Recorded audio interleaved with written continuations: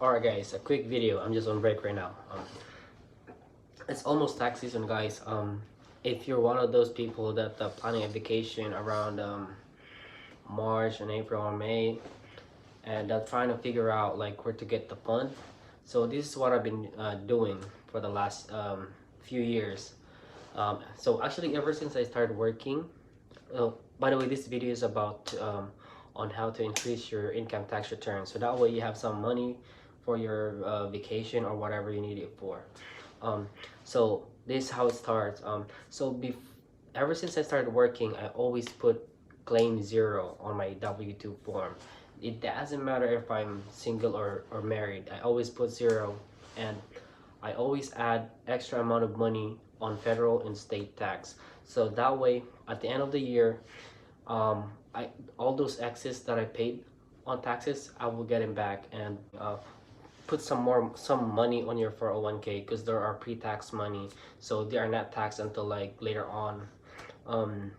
And some people would probably say, why would I put more money? I'm already suffering and I need money now.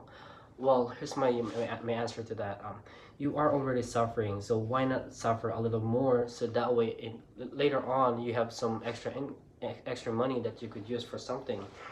Let me tell you another thing. Back in 2000, I think 16 or 17, I actually overpaid $15,000 on income tax return. What does that mean?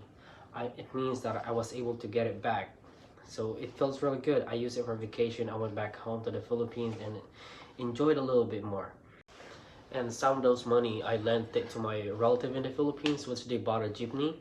And then so they're paying me monthly, and those money that they're paying me, I'm saving those in the bank, so that way when I go back home, and I didn't need to bring any money because I already have money in there. So that's a really cool thing to do. But I can tell you though, I did suffer on that year because I was paying too much on taxes. But guess what? Every success is a fruit of all your sacrifices. So think about it, guys, and I'll see you in the next video.